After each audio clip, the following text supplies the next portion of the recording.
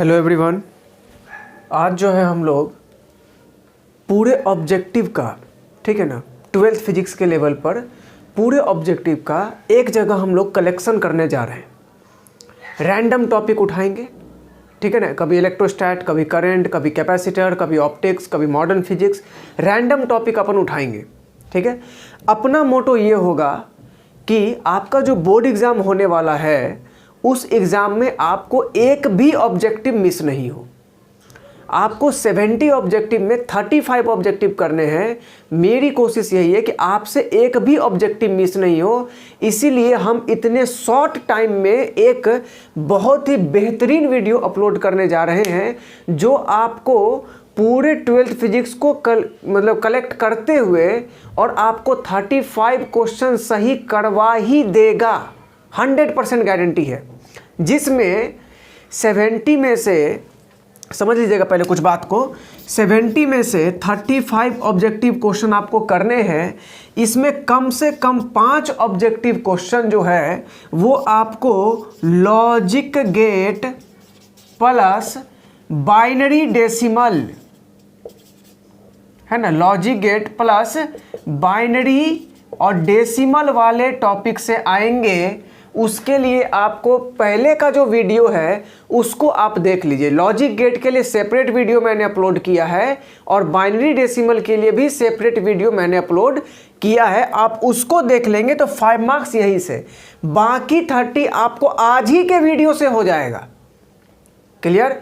बाकी 30 क्वेश्चन आपको आज ही के वीडियो से हम करा देंगे एकदम। अगर फिजिक्स क्या है कि सबसे भूत सब्जेक्ट है, समझ गए ना, एकदम भूत है, सबको डर लगता है, लेकिन घबराने का बिल्कुल नहीं है। अगर आप लास्ट तक कुछ भी नहीं पढ़े हैं तो क्वेश्चन आउट होने के भरोसे मत रहिए। आप ये भी वीडियो खाली देख लीजिएगा तो 35 आपका रोक एकदम 100% हो जाएगा, कोई नहीं रोक सकता आपको। क्लियर?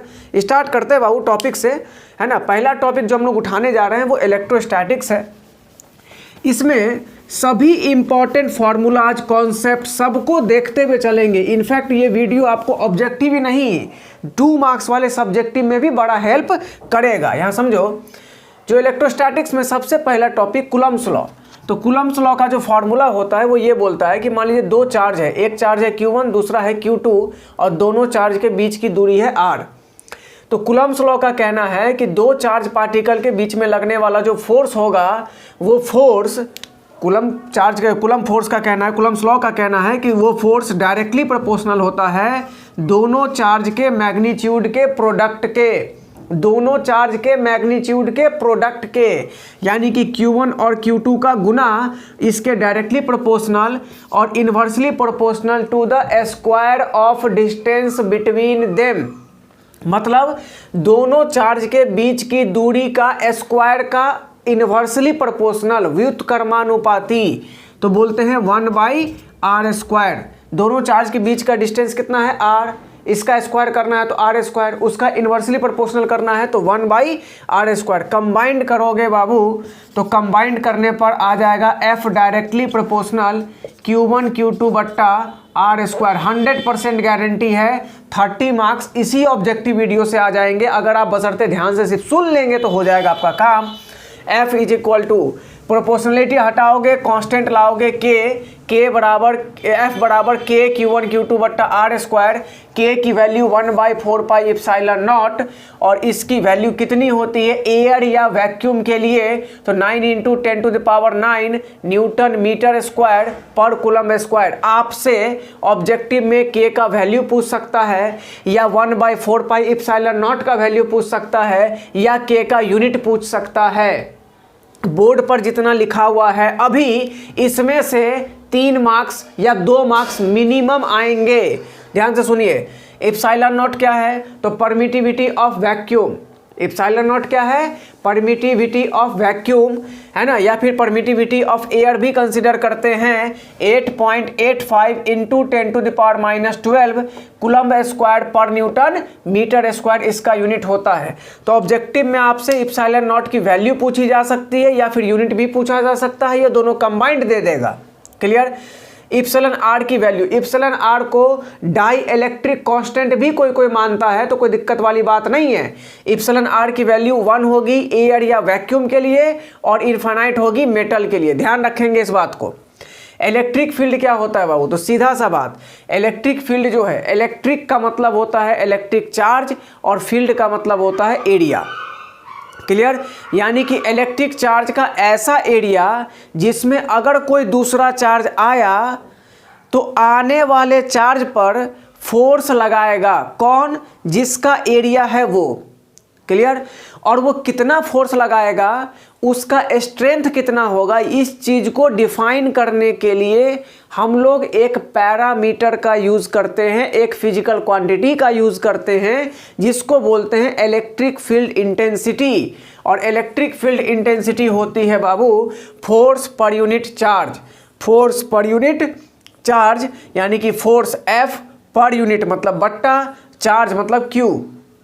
क्लियर, यूनिट क्या होगा तो न्यूटन पर कूलम, या इसका एक और यूनिट होता है वोल्ट पर मीटर। इलेक्ट्रिक फील्ड इंटेंसिटी कैसा क्वांटिटी, तो बोलेंगे vector quantity. Electric field intensity कैसा क्वांटिटी, तो बोलेंगे वेक्टर क्वांटिटी। अब यहाँ देखिए इलेक्ट्रिक डायपोल क्या होता है, तो इलेक्ट्रिक डायपोल के बारे में बोला जाता है इलेक्ट्रिक का मतलब इलेक्ट्रिक चार्ज, डाई का मतलब दो, पोल का मतलब पोलैरिटी, यानी कि दो डिफरेंट पोलैरिटी वाला चार्ज। क्लियर, इलेक्ट्रिक डायपोल क्या है, 2 मार्क्स में पूछेगा इलेक्ट्रिक डायपोल क्या है, तो बोलेंगे एक अरेंजमेंट है किसका, तो दो इक्वल और अपोजिट पॉइंट चार्ज का, दो इक्वल और अपोजिट पॉइंट चार्ज का जो है ये अरेंजमेंट है इलेक्ट्रिक डायपोल। तो एक चार्ज Q तो ये भी Q, इक्वल, अपोजिट तो ये माइनस तो ये प्लस। क्लियर, दो इक्वल और अपोजिट पॉइंट चार्ज को कुछ दूरी पर रख दिए तो ये डायपोल बन गया। दूसरा डेफिनेशन है इलेक्ट्रिक डायपोल मूवमेंट क्या होता है, तो फिजिक्स में ध्यान रखना किसी भी चीज का मूवमेंट निकालना हो तो इसका सीधा सा मतलब होता है कि आप उस फिजिकल क्वांटिटी को डिस्टेंस से मल्टीप्लाई कर दीजिए।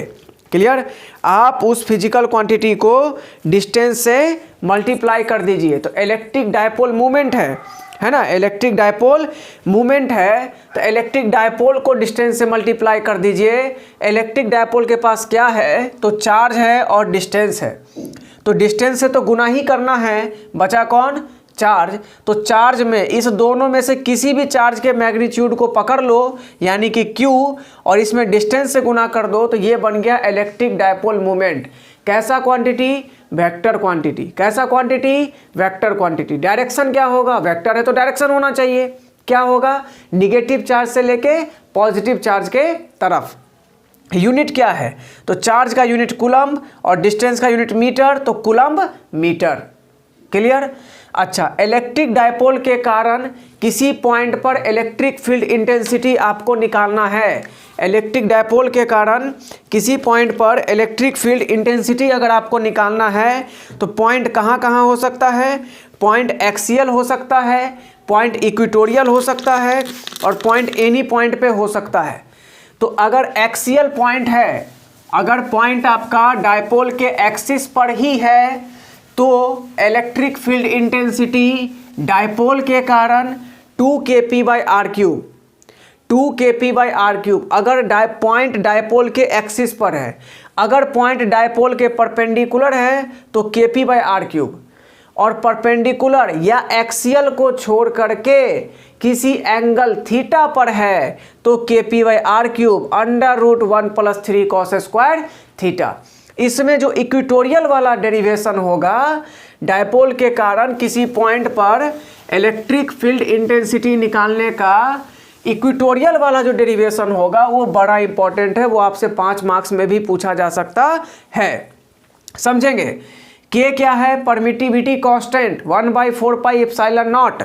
पी क्या है, dipole movement, Q × 2D। R क्या है, तो उस पॉइंट का डिस्टेंस जिस पॉइंट पर इलेक्ट्रिक फील्ड इंटेंसिटी निकालना है डायपोल के कारण। कहाँ से, तो डायपोल के मिड पॉइंट से। अगर एक्सिस पे डिस्टेंस लिए हो तो एक्सियल पॉइंट, परपेंडिकुलर डिस्टेंस लिए हो तो इक्वेटोरियल पॉइंट।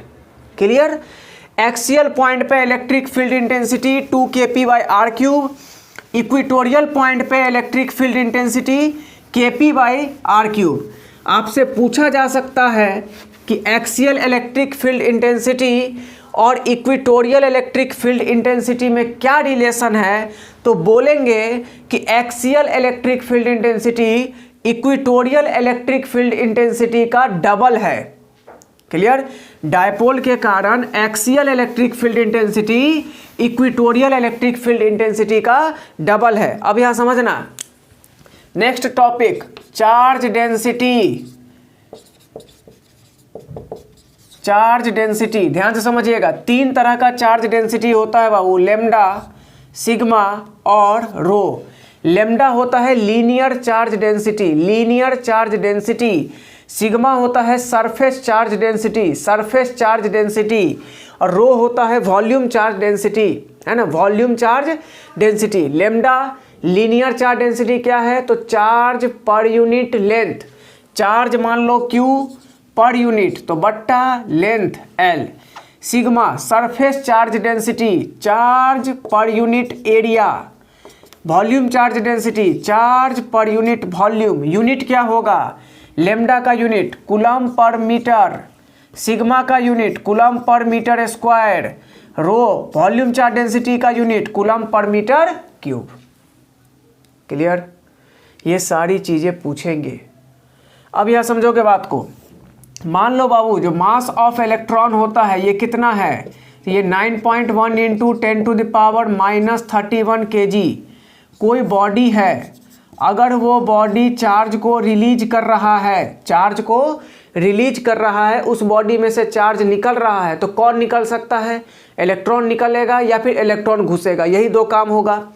अगर इलेक्ट्रॉन निकल रहा है तो इलेक्ट्रॉन अपना मास लेकर के जा रहा होगा, तो बॉडी से अगर इलेक्ट्रॉन रिलीज होगा तो बॉडी का मास डिक्रीज करेगा। अगर बोला जाए कि बॉडी का मास डिक्रीज कर रहा है तो चार्ज क्या हो रहा होगा, तो बोलेंगे रिलीज हो रहा होगा, निकल रहा होगा। अगर किसी बॉडी में चार्ज घुस रहा है तो बोलेंगे कि उस बॉडी का मास बढ़ रहा होगा। क्लियर? अब यहां समझिएगा, electric field intensity due to charge rod. किसी चार्ज रॉड के कारण जो इलेक्ट्रिक फील्ड इंटेंसिटी होगी, इन्फानाइट चार्ज रॉड के कारण, तो वो कितनी होगी, 2k λ/r। 2k λ/r। Small r क्या है, तो डिस्टेंस है, किसका, उस पॉइंट का जिस पॉइंट पर इलेक्ट्रिक फील्ड इंटेंसिटी निकालनी है। किसके कारण, चार्ज रॉड के कारण। क्लियर? अच्छा, सीट के कारण या डिस्क के कारण, सीट के जगह डिस्क भी दे सकता है। शीट के कारण या डिस्क के कारण इलेक्ट्रिक फील्ड इंटेंसिटी कितनी होगी, लॉन्ग सीट या लॉन्ग डिस्क के कारण, है ना, इन्फानाइट सीट के कारण, तो बोलेंगे σ/2ε0। और ये भी आपसे पूछा जा सकता है कि लॉन्ग डिस्क या लॉन्ग सीट के कारण इलेक्ट्रिक फील्ड इंटेंसिटी डिस्टेंस पे डिपेंड करता है या नहीं करता है, तो बोलेंगे नहीं करता है, क्योंकि यहाँ कहीं फॉर्मूला में r नहीं है, σ/2ε0 जो कि कांस्टेंट है। क्लियर? नेक्स्ट, रिंग के कारण इलेक्ट्रिक फील्ड इंटेंसिटी क्या होती है, ये रहा रिंग, रिंग का रेडियस R, रिंग के सेंटर से इस पॉइंट पर डिस्टेंस x, और इसी पॉइंट पर रिंग के कारण इलेक्ट्रिक फील्ड इंटेंसिटी निकालनी है। इस रिंग पर Q चार्ज यूनिफॉर्मली डिस्ट्रीब्यूटेड है, ऐसा नहीं कि इस कोना में ज़्यादा इस कोना में कम, बराबर मात्रा में पूरे रिंग पर चार्ज फैला हुआ है। तो इलेक्ट्रिक फील्ड इंटेंसिटी कितनी, तो बोलेंगे KQX/r² + x² के पावर 3/2। KQX/r² + x² के पावर कितना, 3/2। अगर रिंग के सेंटर पे ये पॉइंट आ जाता, जैसे जैसे ये पॉइंट पीछे जाएगा x की वैल्यू घटेगी। अगर ये पॉइंट रिंग के सेंटर पे चला गया तो इसका मतलब हुआ कि डिस्टेंस तो हम सेंटर से मेजरमेंट कर रहे हैं, और सेंटर पे ही पॉइंट आ गया तो कुछ डिस्टेंस बचेगा ही नहीं, x हो जाएगा 0। और अगर x 0 तो इलेक्ट्रिक फील्ड इंटेंसिटी भी 0, यानी कि रिंग के सेंटर पे इलेक्ट्रिक फील्ड इंटेंसिटी क्या हो जाएगा, 0। अगर पूछ दिया कि रिंग के सेंटर पे चार्ज पार्टिकल, अगर किसी चार्ज पार्टिकल को रिंग के सेंटर पे रख दें तो क्या वो SHM करेगा, तो बोलेंगे करेगा। फिलहाल आप इतना मानिए, करेगा। अगर ये पॉइंट बहुत दूर चला गया x इक्वल टू इन्फिनिटी तो क्या इलेक्ट्रिक फील्ड इंटेंसिटी होगी रिंग के कारण, तो बोलेंगे 0।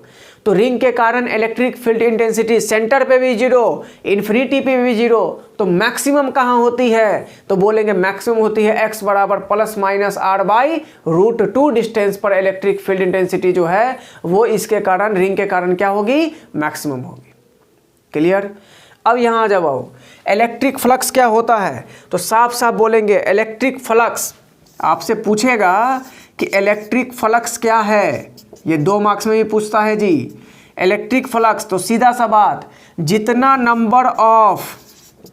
Number of electric field lines, number of electric field lines किसी क्लोज एरिया से, मान लो यहाँ पर कोई चार्ज है, जितना number of electric field lines किसी क्लोज एरिया से पास करेगा उसी को इलेक्ट्रिक फ्लक्स बोलते हैं। इलेक्ट्रिक फ्लक्स को किससे दिखाते हैं, तो इलेक्ट्रिक फ्लक्स को फाई से दिखाते हैं। फाई बराबर फॉर्मूला होता है vector E dot vector A, यानी कि फाई बराबर ई ए कॉस थीटा। इलेक्ट्रिक फ्लक्स की मैक्सिमम वैल्यू कितनी, तो बोलेंगे प्लस ई ए, और मिनिमम वैल्यू कितनी, तो 0। अगर कॉस थीटा में थीटा के जगह 0 डिग्री रख दिए तो कॉस 0 1 हो जाएगा, जो कि कॉस थीटा की मैक्सिमम वैल्यू है। इसीलिए बोलते हैं कि इलेक्ट्रिक फ्लक्स की मैक्सिमम वैल्यू प्लस ई ए, और इलेक्ट्रिक फ्लक्स की मिनिमम वैल्यू कितनी, तो 0। क्लियर। इसको ढंग से आप याद रखेंगे, जितना अभी बोर्ड पर आपको दिख रहा है, जितना मैंने आपको अभी बताया, इसमें से कम 3 मार्क्स फिक्स है 100%। क्लियर। आगे बढ़ते हैं। चलिए, अब ये बहुत ही इंपॉर्टेंट पॉइंट, गॉस थ्योरम। क्या होता है गॉस थ्योरम, एकदम ध्यान से सुनिएगा, 2 मार्क्स में 100% पूछता है।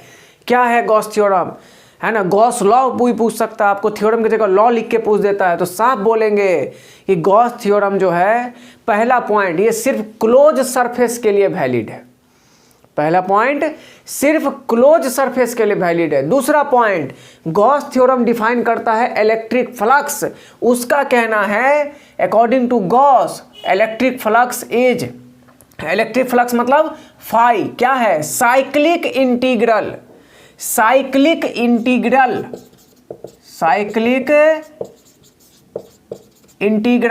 यानी कि इंटीग्रेशन पे एक साइकिल लगा दिए। ये बताता है कि सिर्फ क्लोज सरफेस के लिए ऐसा इंटीग्रेशन करते हैं। ठीक है, cyclic integral of vector E dot product dot area vector DS. Clear. यह सीधा सीधा बोल सकते हैं कि अगर किसी क्लोज सरफेस के अंदर, हम आपको एकदम सिंपल लैंग्वेज में समझा दे रहे हैं ताकि आप एग्जाम में जाकर के सुबह लिख दें। अगर किसी क्लोज सरफेस के अंदर चार्ज Q है तो उस चार्ज Q का 1/ε0 टाइम्स जो होगा, यानी कि उस क्लोज सरफेस के अंदर जितना चार्ज है उसको 1/ε0 से गुना कर दो, यानी कि Q इनसाइड बाई ε0 यही फ्लक्स होता है। जैसे मान लीजिए एग्जाम्पल के तौर पे, अगर कोई मान लो क्यूब है बाबू, तो इस क्यूब के सेंटर पे अगर चार्ज कैपिटल Q रख दिए तो इस क्यूब में कै गो फेस, 6 गो फेस। अगर क्यूब के सेंटर पे चार्ज है तो ये चार्ज चारों तरफ से हर एक साइड से घिरा हुआ है, तो क्लोज सरफेस के अंदर में चार्ज है, तो यहाँ गॉस थ्योरम लगा सकते हैं। अगर चार्ज है तो फॉर्मूला होगा चार्ज बाई ε0, पूरी तरह से घिरा हुआ है तो अंदर में कितना चार्ज है Q, तो Q बाई ε0। चार्ज कहाँ पर है, सेंटर पे। अगर आपसे पूछेगा कि flux at centre of the cube, तो बोलेंगे Q बाई ε0, या इस पूरे क्यूब का फ्लक्स बताइए जबकि सेंटर पे चार्ज Q है, तो बोलेंगे Q बाई ε0। अब ये कै गो फेस के कारण, 6 फेस के कारण। अगर एक फेस के कारण पूछेगा तो Q बाई 6ε0। क्लियर। मान लो बाबू ये कि ये इलेक्ट्रिक फील्ड इंटेंसिटी है E। क्लियर। ये यूनिफॉर्म इलेक्ट्रिक फील्ड है। कैसे, यूनिफॉर्म और नॉन यूनिफॉर्म 2 तरह का इलेक्ट्रिक फील्ड होता है। अगर इलेक्ट्रिक फील्ड लाइंस का डायरेक्शन सेम है और 2 इलेक्ट्रिक फील्ड लाइंस के बीच में जो गैप है, दो इलेक्ट्रिक फील्ड लाइंस के बीच में जो गैप है वो अगर सेम रहे तो बोलेंगे यूनिफॉर्म इलेक्ट्रिक फील्ड, और ना रहे तो बोलेंगे non uniform electric field. Clear. इसके अंदर कोई डायपोल को डाल दिया गया, जिस डायपोल का डायपोल लेंथ है 2d, है ना, तो ये पॉजिटिव चार्ज है, ये निगेटिव चार्ज है। इलेक्ट्रिक फील्ड अगर पॉइंट चार्ज q की बात करें और इलेक्ट्रिक फील्ड E हो तो इलेक्ट्रिक फील्ड के कारण पॉइंट चार्ज q पे लगने वाला जो फोर्स होगा वो QE होगा, वो QE होगा। अगर पॉजिटिव चार्ज है तो इलेक्ट्रिक फील्ड उस पर अपने डायरेक्शन में फोर्स लगाएगा, और अगर निगेटिव चार्ज है तो अपने उल्टा डायरेक्शन में फोर्स लगाएगा। तो यहाँ डायपोल पर पॉजिटिव चार्ज पर इधर फोर्स लग रहा है, निगेटिव चार्ज पर इधर फोर्स लग रहा है, डायपोल रोटेट कर जाएगा। तो पूछता है ऑब्जेक्टिव में कि रोटेट करेगा तो कैसा फोर्स लगेगा, तो बोलेंगे रोटेशनल फोर्स लग रहा है, टॉर्क लग रहा है P क्रॉस E। यहाँ P क्या है, dipole movement, Q into 2D, और E क्या है, इलेक्ट्रिक फील्ड इंटेंसिटी। फॉर्मूला हो गया PE साइन थीटा, फॉर्मूला हो गया PE साइन थीटा। अब ध्यान से समझिएगा, जैसे मान लो बाबू कि कहीं पर चार्ज रखा हुआ है Q, कहीं पर भी मान लीजिए कि यहाँ पे चार्ज रखा हुआ है Q, और हम क्या किए, तो यहाँ इन्फिनिटी था, बहुत दूर एक पॉइंट है इन्फिनाइट, यहाँ से +1 कूलम चार्ज को उठा करके और यहाँ तक लेकर के आए, यहाँ तक लेकर के आए, और इस Q चार्ज से इस पॉइंट का दूरी R है, Q चार्ज से इस पॉइंट का दूरी R है। तो बोला जाता है कि अगर आप इन्फिनिटी से यूनिट पॉजिटिव चार्ज को उठा करके, है ना, R डिस्टेंस तक लाने में जितना हमको वर्क डन करना पड़ेगा, एक्सटर्नल एजेंट को जितना वर्क डन करना पड़ेगा वही इलेक्ट्रिक पोटेंशियल है।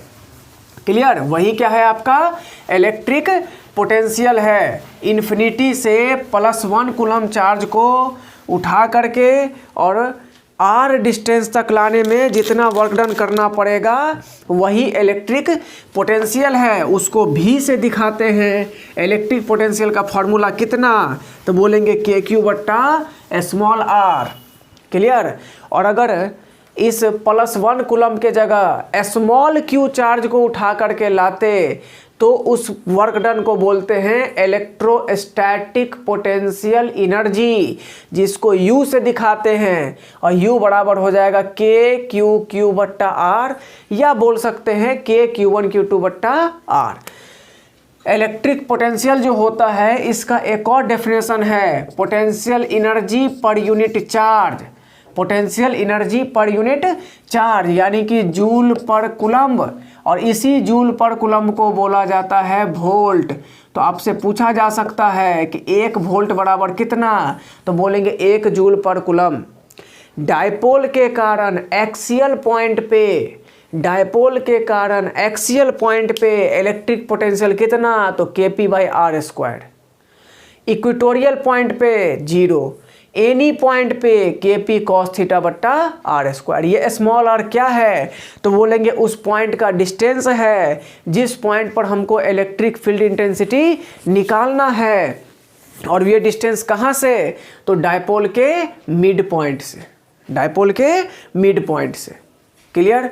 दूसरी बात, इक्विपोटेंशियल सरफेस क्या होता है, इक्विपोटेंशियल सरफेस, तो साफ साफ बोलेंगे बाबू, इक्वी का मतलब इक्वल और पोटेंशियल का मतलब तो पोटेंशियल, मतलब ऐसा सरफेस जिसके हर एक पॉइंट पे पोटेंशियल सेम हो, ऐसा सरफेस जिसके हर एक पॉइंट पे पोटेंशियल सेम हो। अगर पॉइंट चार्ज रहेगा तो पॉइंट चार्ज के कारण equi potential surface spherical shape का होता है, और अगर लाइन चार्ज रहेगा, लीनियर चार्ज बॉडी रहेगा, तो उसके कारण equi potential surface cylindrical shape का होता है।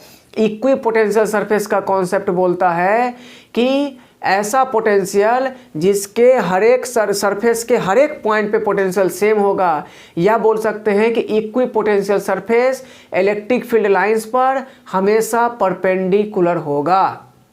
क्लियर, ध्यान रखना ये बात को, इक्वी पोटेंशियल सरफेस हमेशा इलेक्ट्रिक फील्ड लाइंस के परपेंडिकुलर होगा। दूसरी बात, इलेक्ट्रिक फील्ड लाइंस के डायरेक्शन में इलेक्ट्रिक फील्ड लाइंस के डायरेक्शन में पोटेंशियल डिक्रीज करता है और इलेक्ट्रिक फील्ड लाइंस के परपेंडिकुलर डायरेक्शन में पोटेंशियल सेम रहता है। क्लियर। हॉलो स्फीयर के केस में ये मान लीजिए कोई हॉलो स्फीयर है बाबू, जिस पर चार्ज है कैपिटल Q, है ना, इसका रेडियस है कैपिटल R और इस हॉलो स्फीयर के सेंटर से स्मॉल r डिस्टेंस पर कोई पॉइंट है P। तो अगर पॉइंट स्फीयर के अंदर है, पॉइंट स्फीयर के अंदर है या स्फीयर के सरफेस पर है, बाउंड्री पर है, तो पोटेंशियल होगा KQ बाई कैपिटल R, और अगर पॉइंट स्फीयर के बाहर है तो पोटेंशियल होगा KQ by small r। Clear. दूसरी बात, अगर मान लो इलेक्ट्रिक फील्ड इंटेंसिटी के अंदर में डायपोल जब घूम रहा था तो टॉर्क कितना था, PE साइन थीटा। अगर मान लीजिए डायपोल θ1 से लेकर के θ2 घूम गया तो कितना वर्क करना पड़ेगा, तो बोलेंगे W बराबर PE cos θ1 माइनस cos θ2। और इतना वर्क करने के लिए कितना पोटेंशियल एनर्जी चाहिए, तो बोलेंगे U बराबर minus vector P dot vector E, यानी कि माइनस PE cos θ।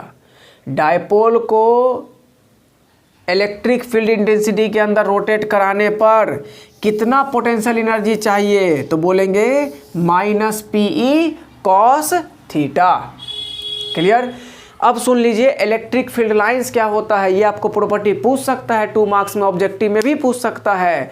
तो बोलेंगे इलेक्ट्रिक फील्ड लाइंस जो होता है वो electric field lines imaginary lines होता है ना, पॉजिटिव चार्ज से शुरू होता है, निगेटिव चार्ज पे ख़त्म होता है, कभी भी क्लोज लूप का फॉर्मेशन नहीं करेगा, कभी भी एक दूसरे को टच नहीं करेगा, कभी भी एक दूसरे को कट नहीं करेगा। Electric field lines conductor body पे हमेशा परपेंडिकुलर होता है, कभी भी कंडक्टर बॉडी के बीच में से पास नहीं करेगा। आया बात समझ में। ज्यों-ज्यों इलेक्ट्रिक फील्ड लाइंस के नज़दीक में जाएंगे, जो है ना, मतलब कि इलेक्ट्रिक फील्ड लाइंस का आने का मतलब चार्ज के नज़दीक में, ठीक है ना, जैसे जैसे आप चार्ज के नज़दीक में जाएंगे तो इलेक्ट्रिक फील्ड लाइंस से नज़दीकी बढ़ता जाएगा और उसका डेंसिटी बढ़ता जाएगा। कहने का मतलब आप इसको थोड़ा सा डायग्राम से समझ लो। मान लो बाबू कि यहाँ प्लस Q चार्ज है तो यहाँ से बहुत सारा इलेक्ट्रिक फील्ड लाइंस निकला, ठीक है, बहुत सारा इलेक्ट्रिक फील्ड लाइंस निकला, है ना। अगर कोई एरिया फिक्स कर ले, ये एरिया को हम चार्ज के नज़दीक ले गए तो सारा इलेक्ट्रिक फील्ड लाइंस इसमें से पास किया, इसी एरिया को थोड़ा सा दूर ले गए, फिर थोड़ा सा दूर ले गए, तो देख रहे हैं कि कुछ इलेक्ट्रिक फील्ड लाइंस नहीं पास कर रहा है, छूट जा रहा है। इसका मतलब चार्ज के नज़दीक में इलेक्ट्रिक फील्ड लाइंस की डेंसिटी ज़्यादा होती है और चार्ज के दूरी में इलेक्ट्रिक फील्ड लाइंस की डेंसिटी कम होती है। क्लियर। इस सब बातों को आप ढंग से अगर ध्यान रखेंगे तो एक भी ऑब्जेक्टिव आपको किसी का औकात नहीं है कि आपसे छुड़वा दे। 100% अपने आप OMR सीट बबल होने लगेगा। क्लियर। अब यहाँ समझेंगे कैपेसिटर क्या होता है बाबू। तो कैपेसिटर जो है वो एनर्जी स्टोर करता है, एनर्जी स्टोर करता है, और किस टर्म में, तो बोलेंगे इलेक्ट्रिक फील्ड इंटेंसिटी के टर्म में, इलेक्ट्रिक फील्ड के टर्म में एनर्जी स्टोर करता है। कैपेसिटर जो है, जनरल सिंबल क्या है कैपेसिटर का, तो ऐसा। क्लियर। कैपेसिटर में ध्यान रखना बात को, कैपेसिटर में बाबू अगर किसी कैपेसिटर का चार्ज Q है तो बोलते हैं कि कैपेसिटर पे जो चार्ज होता है Q वो डायरेक्टली प्रोपोर्शनल होता है वोल्टेज का, पोटेंशियल का। अगर प्रोपोर्शनलिटी हटाओगे तो कांस्टेंट आएगा, तो Q बराबर CV। इस C को बोला जाता है कैपेसिटेंस, और कैपेसिटेंस का जो यूनिट होता है वो फार्मूला हो जाएगा Q/V।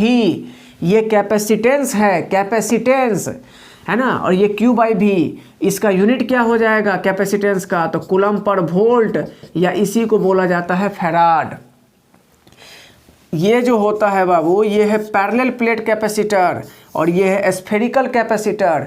पैरेलल प्लेट कैपेसिटर के लिए कैपेसिटेंस का फॉर्मूला होता है इप्सिलॉन नॉट A/D, जहाँ पर A जो है वो प्लेट का एरिया है और जो D है दोनों प्लेट के बीच का गैप है, और जो स्फेरिकल कैपेसिटर होता है, इसके लिए कैपेसिटेंस का फॉर्मूला होता है 4 पाई इप्सिलॉन नॉट आर।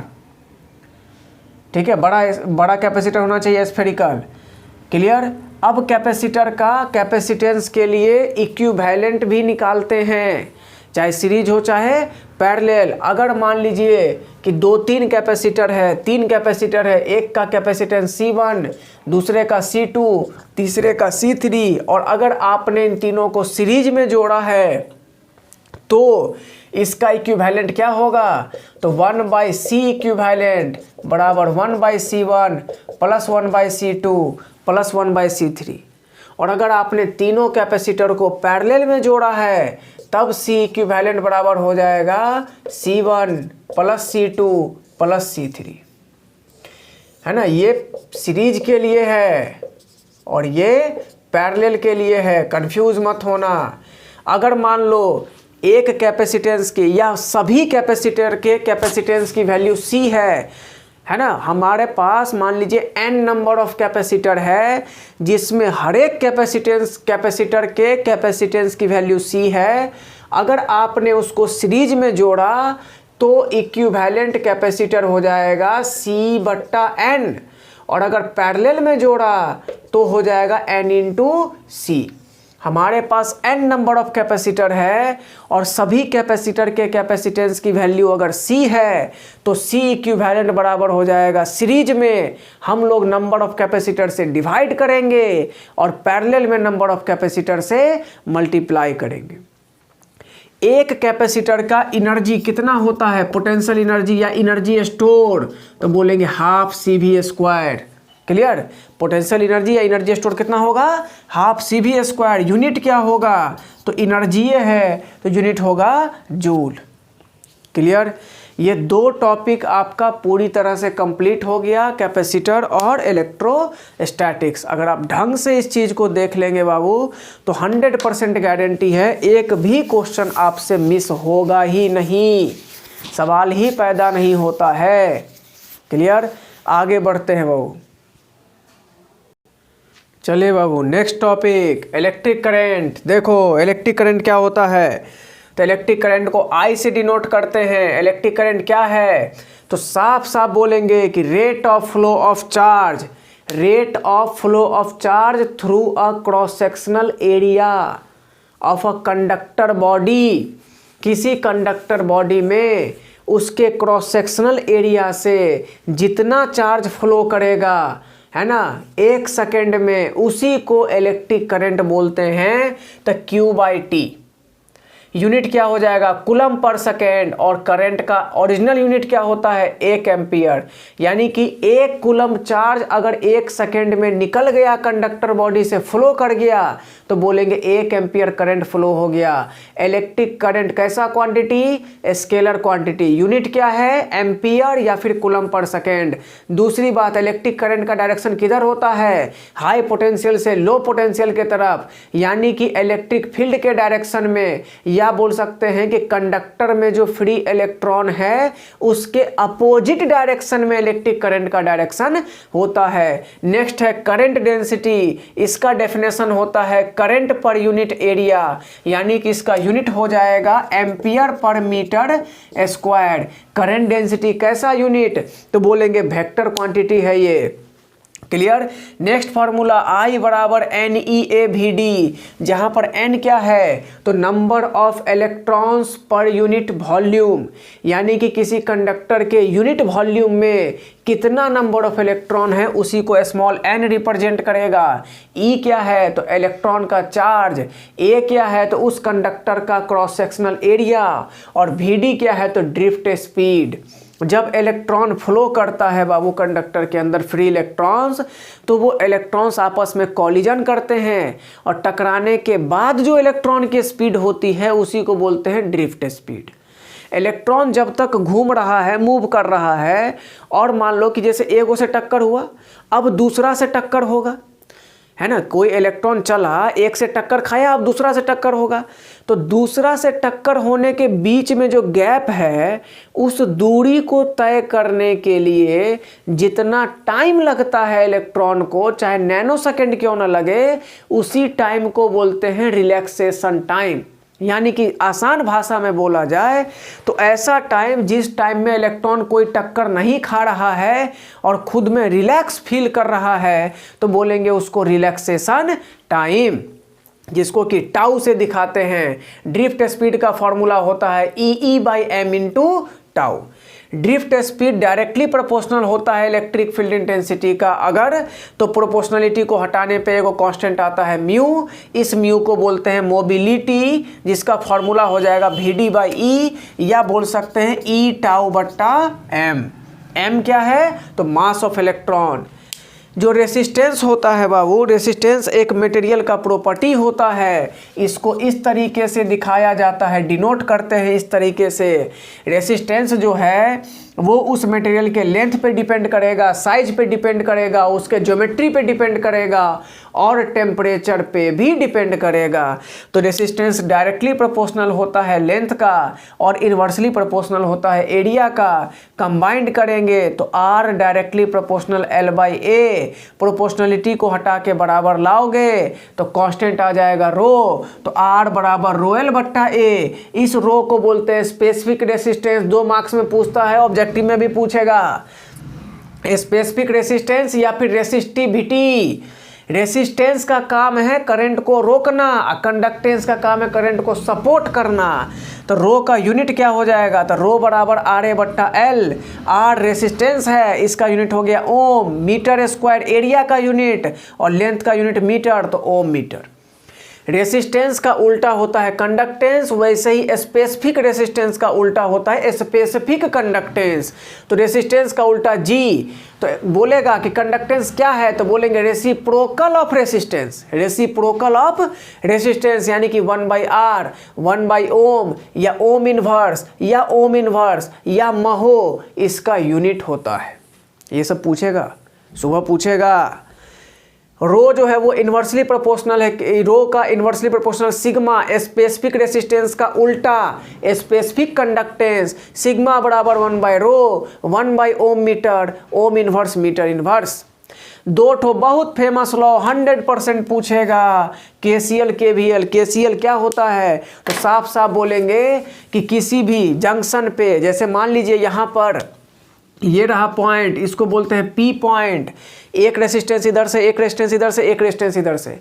KCL के बारे में एक लाइन सीधा ध्यान रखो, जो आया है वो जाएगा, जो जीवन का नियम है।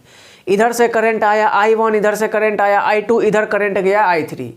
तो KCL कहता है कि किसी जंक्शन पे जितना करंट आएगा उतना करंट जाएगा। तो I1 प्लस I2, ये I1 और I2 आ रहा था P पे और P से I3 जा रहा है, तो आने वाला है I1 प्लस I2 और जाने वाला है I3, दोनों बराबर होना चाहिए।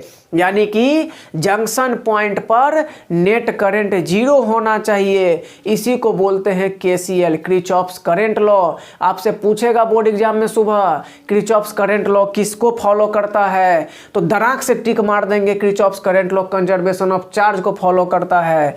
फिर KVL, किरचॉफ्स वोल्टेज लॉ, ये बोलता है कि पूरे लूप में, पूरे सर्किट में जो करंट होगा, है ना, पूरे सर्किट में जो करंट होगा उसके कारण जितना भी पोटेंशियल ड्रॉप हुआ है, जैसे रेसिस्टेंस लगा रहता है सर्किट में बैटरी लगा होता है, सर्किट में और भी मान लीजिए कुछ कुछ चीज़ लगा हुआ है, तो पूरे सर्किट का जो नेट पोटेंशियल ड्रॉप होगा वो जोड़ जाड़ के 0 होता है। यही मानना है किरचॉफ्स वोल्टेज लॉ का। और किरचॉफ्स वोल्टेज लॉ किसको फॉलो करता है, तो बोलेंगे कि Kirchhoff's voltage law conservation of energy को फॉलो करता है।